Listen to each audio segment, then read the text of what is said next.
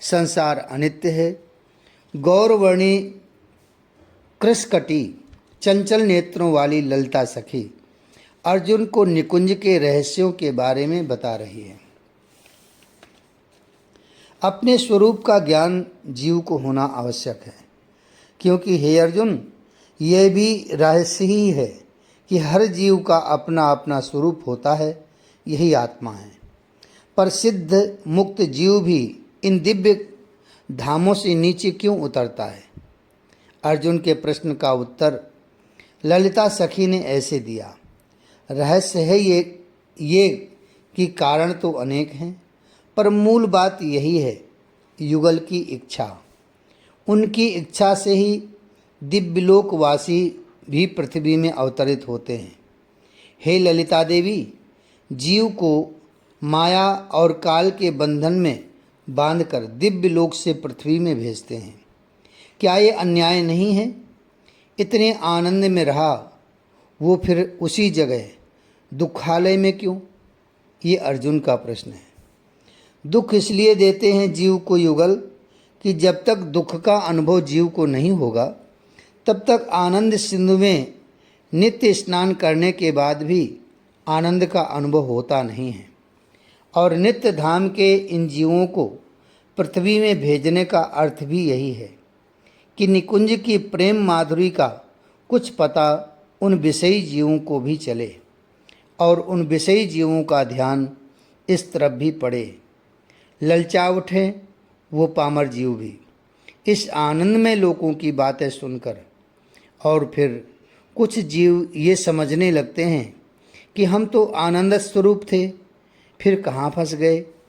हमारा लोक तो आनंद था, हमारा धर्म तो उत्सव था, फिर किस विषाद के शिकार हो गए? ये बात विषयी जीवों के समझ में आ जाए और ये जीव ऊपर उठने की सोचें। दुख, विषाद, तनाव ये सब हमने ओढ़े हैं, इसे छोड़िए और चुनरी प्रेम की ओढ़िए, तब देखिए आपका स्वरूप प्रकट होगा। ये सब आपके रूप नहीं हैं। दुख, विषाद, तनाव नहीं, ये आरोपित हैं। आपने स्वयं अपने ऊपर इन्हें ओढ़ा है। आप तो आनंद स्वरूप हैं। देखिए, पहचानिए अपने आप को। नित्य लोक का जीव समय समय पर युगल के संकल्प से अवतरित होते हैं। ये करुणा है 84 के भटक रहे जीवों के ऊपर। ललिता सखी ने बड़ी ही शांति से ये सब बातें अर्जुन को बताईं। साधकों, हमारे यहाँ समय समय पर निकुंज की सखियों के धरा पर अवतरण का इतिहास प्रचलित है ही। जैसे रंगदेवी सखी के अवतार श्री निम्बारकाचार्य जी, ललिता सखी की अवतार स्वामी श्री हरिदास जी, विशाखा सखी के अवतार श्री हरिराम व्यास जी इत्यादि। साधकों, समय समय पर इन निकुंज वासियों के भी अवतार होते हैं, ताकि वहाँ के रहस्यों को बताने वाला यहाँ कोई तो होना चाहिए। वेदों की तो वहाँ तक पहुँच ही नहीं है। रसिक संतों ने तो यही कहा है और सत्य है। और वैसे भी प्रेम पर वेद क्या बोलें? आनंद हमारा स्वरूप है तो उत्सव हमारा धर्म है। उत्सव धर्मिता निकुंज की थाती है। आनंद और उत्सव ये निकुंज का वैभव है। हाँ, ये सत्य है, जहाँ आनंद होगा वहाँ उत्सव होगा ही। हे अर्जुन, नित्य उत्सव निकुंज में चलते रहते हैं। देखो, वर्षा होने लगी है। ललिता सखी ने अर्जुन को दिखाया। काले काले बादल निकुंज में छा गए। नन्ही नन्ही बूंदियाँ पड़ने लगी थीं। हवा शीतल चल रही थी। बस युगलवर को सखियों ने हिंडोरे में विराजमान किया। ये सब क्षण में ही हो गया, बस संकल्प से ही। बादल भी इन सखियों के संकल्प से, बूंदें भी पड़ने लगीं मात्र संकल्प से। स्वर्ण का हिडोला भी लग गया। सखियाँ युगल सरकार को ले भी आईं और झूला झूल रहे हैं युगलवर। सखियाँ नाच रही हैं, मल्हार गा रही हैं। पूरा निकुंज उत्सव में हो उठा था। आहा! अर्जुन, अर्जुन, झकझोरा ललिता सखी ने अर्जुन को। हाँ, क्या हुआ? पर अभी तो झूला झूल रहे थे युगलवर। आकाश में काले काले काले बादल छा गए थे। आहा, कितना आनंद आ रहा था। ललिता सखी ने अर्जुन से कहा, अब देखो ये फागुन। फागुन? पर अभी तो श्रावण चल रहा था। झूला और मल्हार चल रहे थे। ललिता सखी उन्मुक्त रूप से हंसी। अर्जुन, यहाँ कुछ जड़ नहीं है। मैं तुम्हें कितनी बार ये बात बता चुकी हूँ। यहाँ सब कुछ चैतन्य है और सब युगल में हैं। हम इच्छा करती हैं कि सावन के गीत गाएं तो ऋतुएं हाथ जोड़े तैयार हैं। हम अभी होली खेलना चाहें तो फागुन उपस्थित है। लंबी सांस ली ललिता सखी ने। वैसे रहस्य यह है कि हम सबके पास तो कोई मन ही नहीं है। युगलवर जो संकल्प करते हैं हम भी वही करती हैं। उनमें ही हमारा मन समा गया है। युगलवर के संकल्प से ये निकुंज लोक संचालित है। ऋतुएं भी उनकी सखियां ही हैं। हम सब उत्साहित होकर उनकी सेवा में लगी रहती हैं। चलो देखो फागुन का उत्सव। बसंत ऋतु। पगला गई निकुंज में बसंत भी। उफ, क्या मदमाती बसंत की शुरुआत हो गई थी एकाएक। अर्जुन कुछ बोल नहीं पा रहे हैं। ये क्या विलक्षणता है। अरे, दोनों ओर सखियों की लाइन लग गई। कुंज से युगलवर आए। दोनों के हाथों में पिचकारी दी। एक तरफ श्री जी हैं, उनकी तरफ से ललिता, रंगदेवी, सुदेवी, तुंगभद्रा और इधर है श्याम सुंदर, विशाखा, चित्रा, इंदुलेखा। पिचकारी से रंग बरसा रहे हैं दोनों।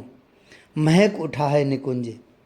तभी यूथ की यूथ सखियां पता नहीं कहाँ से प्रकट हो गई हैं। सब सखियां मीठे स्वर से होली है कह के चिल्ला रही थीं और अबीर उड़ा दिया आकाश में। ओह, आकाश पूरा अबीर से लाल हो उठा था।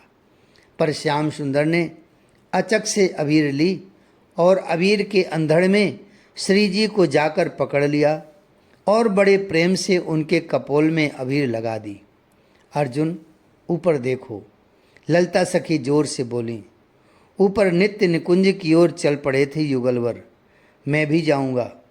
ललिता सखी ने अर्जुन को अपने साथ ही लिया और वह तेज चाल से चल पड़ी थी। चंद्रग्रहण का दर्शन करोगे? ये क्या पूछ लिया था ललिता सखी ने। यहाँ भी ग्रहण पड़ता है क्या? अर्जुन ने पूछा। हंसते हुए ललिता सखी लेकर आई निभृत निकुंज में।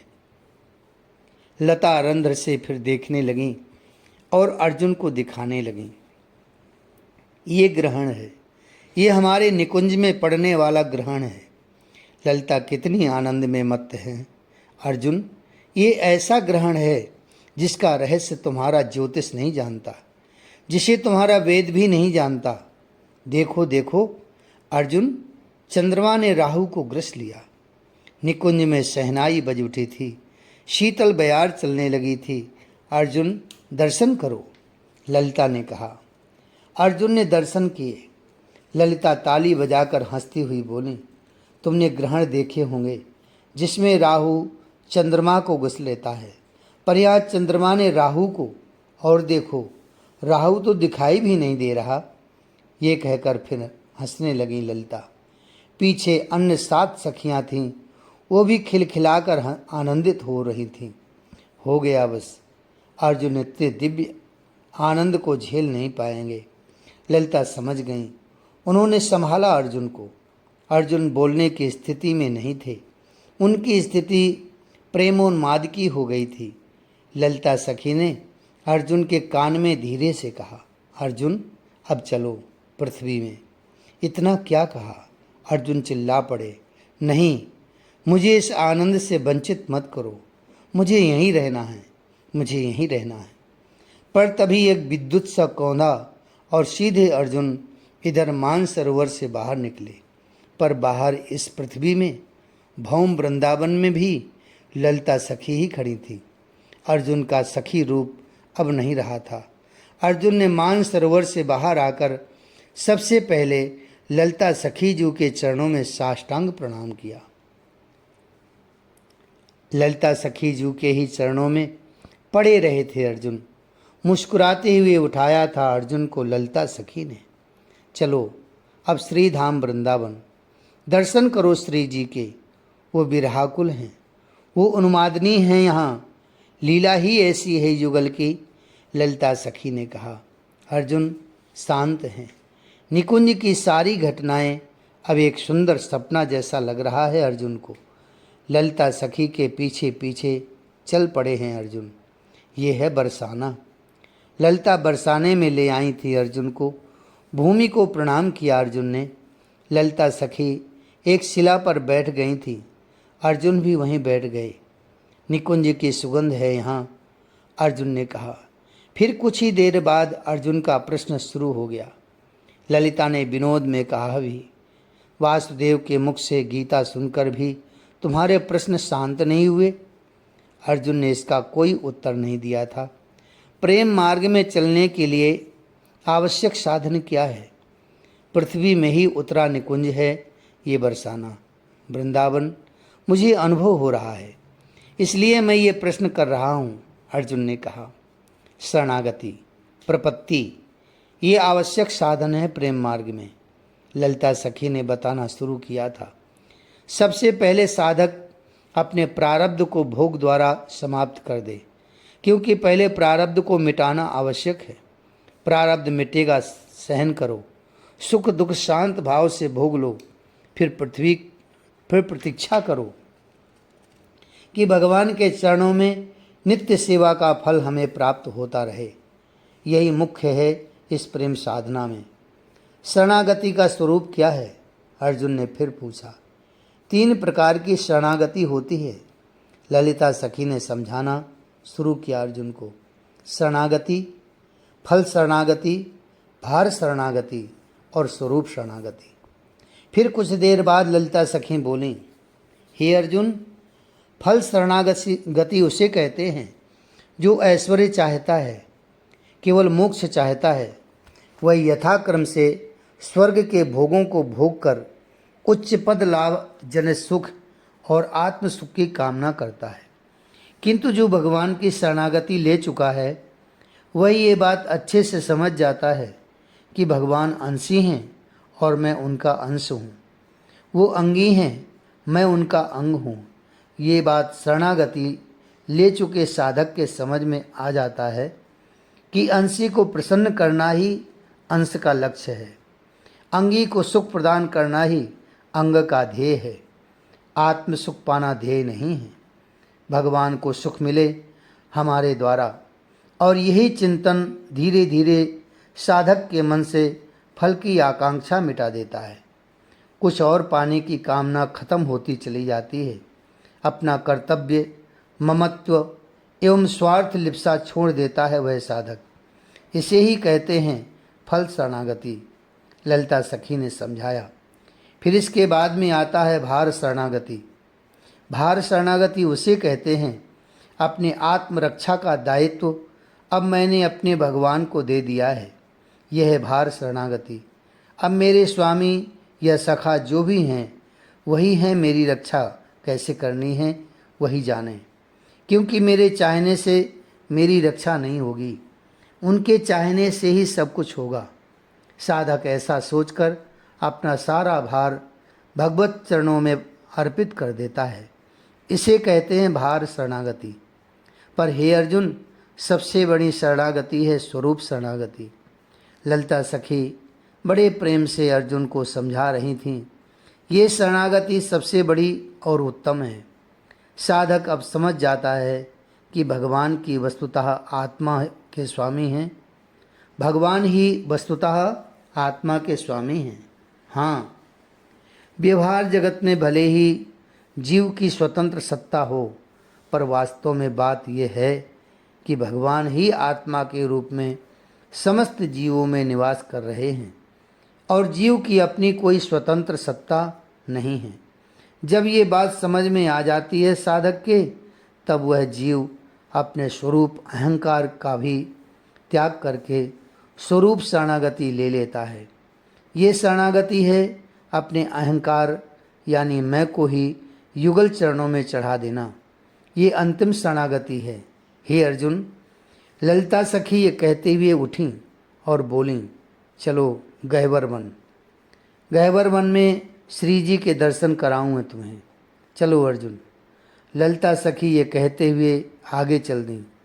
दिव्य वन है ये बरसाने का। अर्जुन देख रहे हैं एक एक वृक्ष को, लताओं को। पक्षी शांत हैं, मोर एकटक देख रहे हैं। चारों ओर सखियां बैठी हैं और मध्य में एक ज्योतिपुंज है। आँखों को मलकर देखना चाहते हैं अर्जुन, पर उन तप्त कांचन गौरांगी श्री राधा को वह देख नहीं पाते। उफ! एकाएक पूरा वन प्रदेश रो उठा। हा श्याम, हा श्याम! वो गौरांगी श्री राधा एकाएक उठकर दौड़ पड़ी। मेरे श्याम आ गए, मेरे प्राण प्रीतम आ गए। वो देखो श्याम, वो रहे श्याम, यही है मेरे श्याम। उफ! अंधकार को आलिंगन करने दौड़ पड़ती है श्री राधा।